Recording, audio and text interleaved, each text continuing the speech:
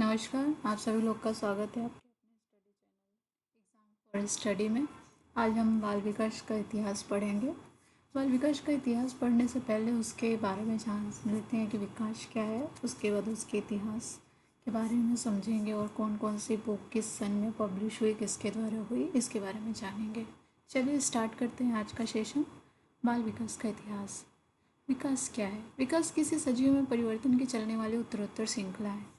मतलब एक बच्चा जब जन्म लेता है, जन्म से लेकर उसके मृत्यु तक उसके अंदर बहुत सारे परिवर्तन होते हैं। उसके आकार में परिवर्तन होते हैं, उसके सोच विचार में परिवर्तन होते हैं और भी बहुत सारे परिवर्तन होते हैं। इन सारे परिवर्तनों को ही विकास कहा जाता है। बाल विकास क्या है?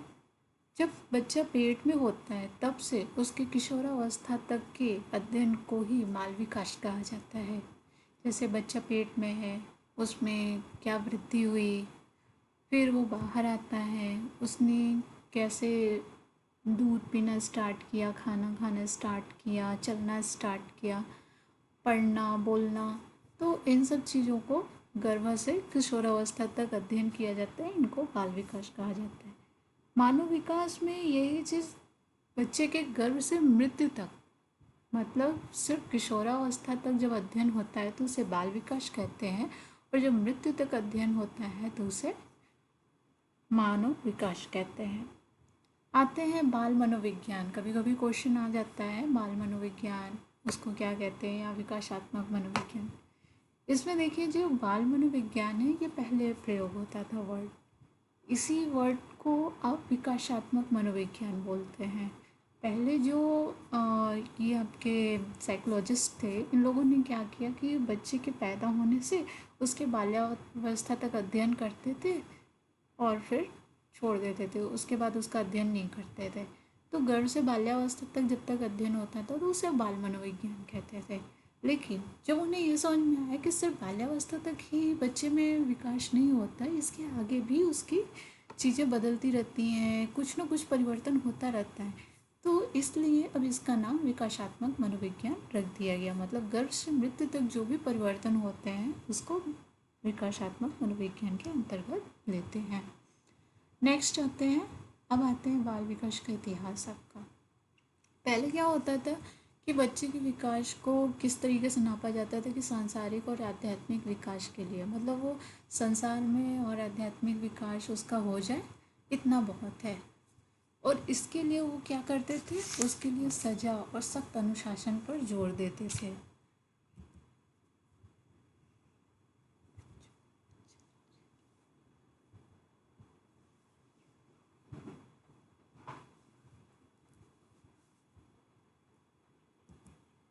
हालांकि बच्चे को अच्छा नागरिक बनाने के लिए जो समाज थे, परिवार थे, यहाँ शिक्षण संस्थाएं थी, वो हमेशा प्रयत्न कर रही थी।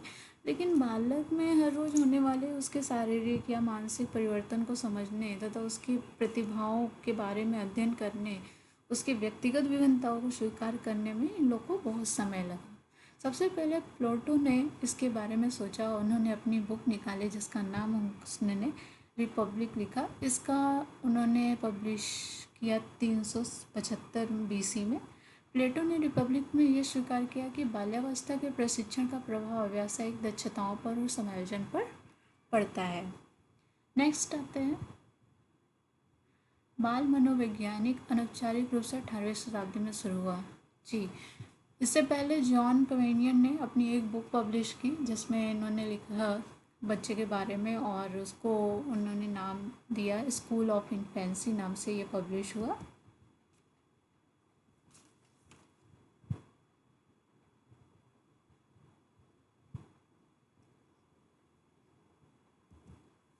जॉन कमेनियन जो थे वो पहले ऐसे व्यक्ति हुए जिन्होंने बालकों की योग्यताओं, क्षमताओं तथा उसके नैसर्गिक गुणों की विभिन्नताओं को स्वीकार करने पे बल दिया।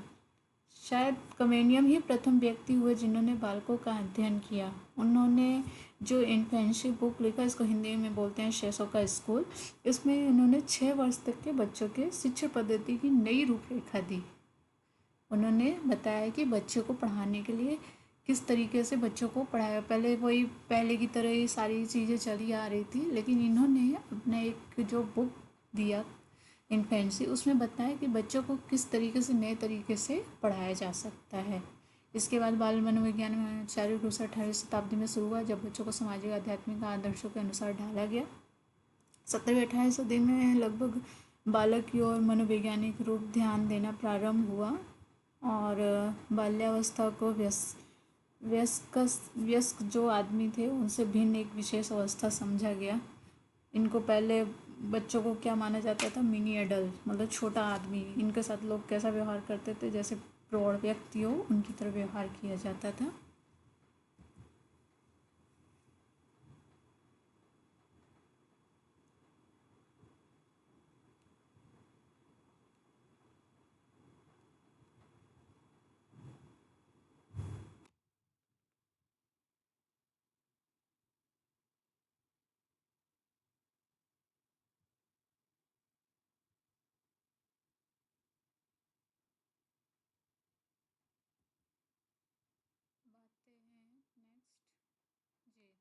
हरलॉग ने 1978 में ये व्यक्त किया कि जो बच्चे का विकास आप लोग पढ़ रहे हो ये सिर्फ बाल्यावस्था तक नहीं है, मतलब गर्भ से लेके बाल्यावस्था तक इसका अध्ययन कर लिया हो गया, इतना नहीं है।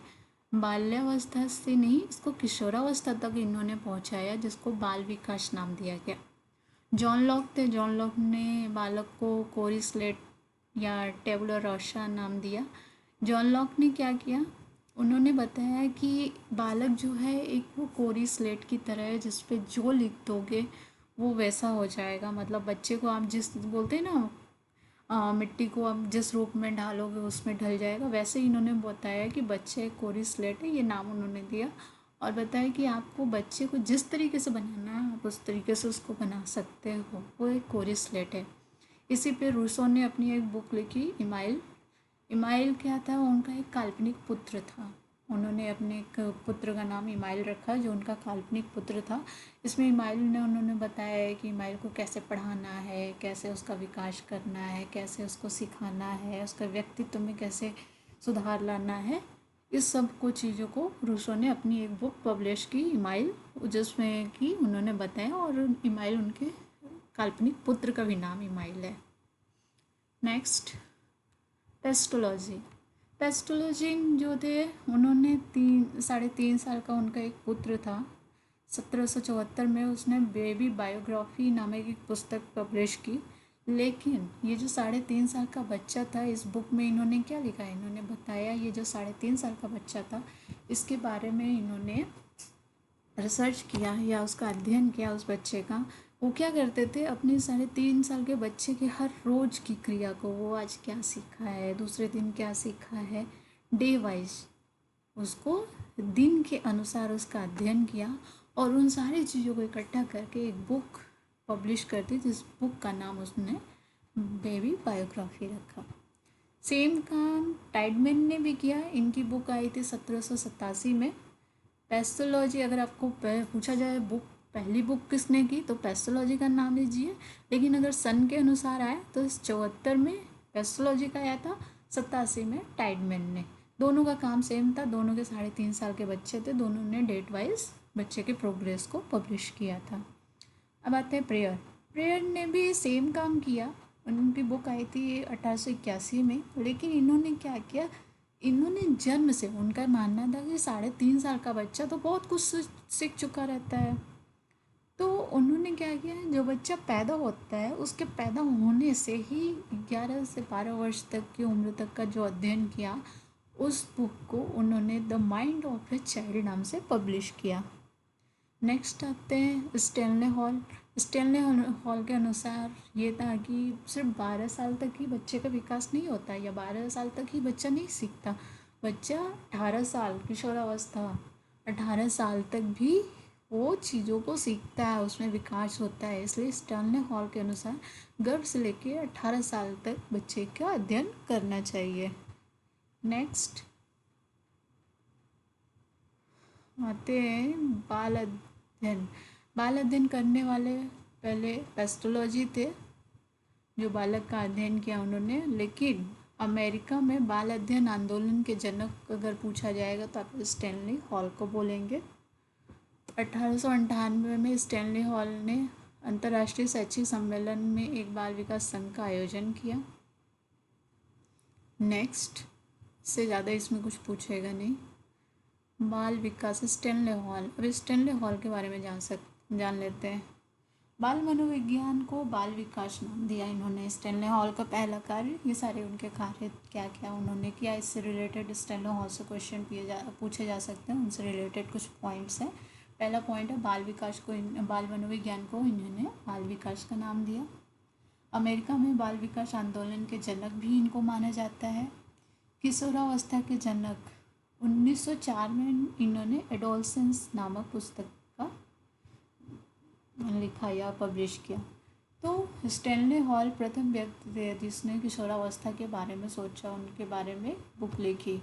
1887 में न्यूयॉर्क में प्रथम बाल सुधार गृह की स्थापना भी स्टैनली हॉल ने की। ये पहला सुधार गृह था जिसे स्टैनली हॉल ने न्यूयॉर्क में स्थापना की।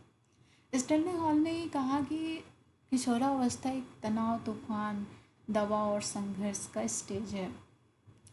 1891 में पेडागोजिकल सेमिनार मासिक पत्रिका ये है, इस नाम से पेडागोजिकल सेमिनार नाम से इसको इन्होंने पब्लिश किया। प्रश्नावली विधि का भी इन्होंने शुरुआत की।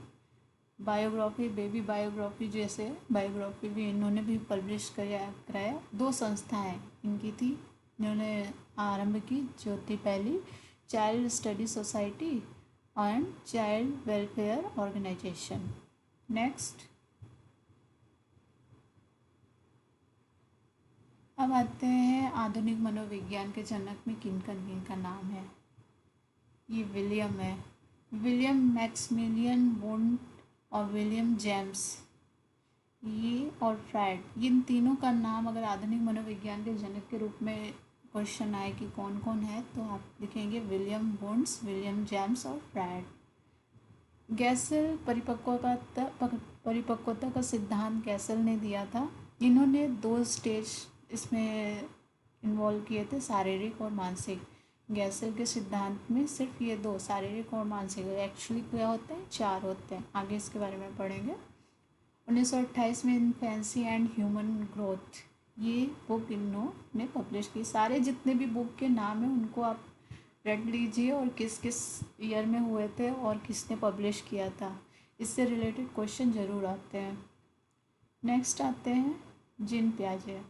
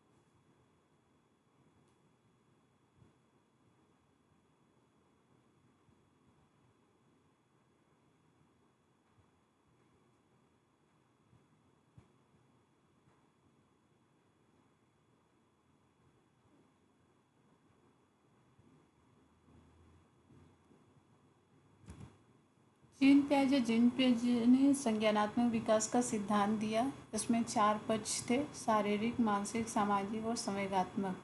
इन्होंने गर्भ से किशोरावस्था तक बाल विकास को माना। पहले लोग सिर्फ बाल्यावस्था तक करते थे, बट इन्होंने कहा नहीं, किशोरावस्था तक बाल विकास को इन्होंने ले गए। इनकी 3 बुक थी, the major judgement of a child, child conception of the world and language and thoughts of a child. America और यूरोप के बहुत सारे भागों में इससे रिलेटेड विकास और योजनाओं के द्वारा अध्ययन किए गए बालक के, लेकिन क्या हुआ कि धीरे धीरे इनकी रुचि कम होने लगी लोगों की, और 1949 के आसपास बाल विकास संबंधी अध्ययनों में काफ़ी कमी आई। लेकिन 1950 के आसपास बाल विकास के अध्ययन में फिर से तेजी आई। इस समय विभिन्न स्रोतों द्वारा बाल विकास के अध्ययन को आर्थिक सहायता प्रदान किया गया। विकासात्मक व्यवहार के आधारभूत कारणों की खोज के प्रयत्न किए गए, मतलब किस कारण से बालक का विकास अवरुद्ध होता है, क्या क्या उनको कारण प्रभावित करते हैं, इसके बारे में खोजा गया। इस प्रकार बाल्यावस्था को विशेष अध्ययन के रूप में स्वीकृति प्राप्त हुई और बालक के पूर्ण विकास के लिए विशिष्ट दृष्टिकोणों से कार्य प्रारंभ हो गए।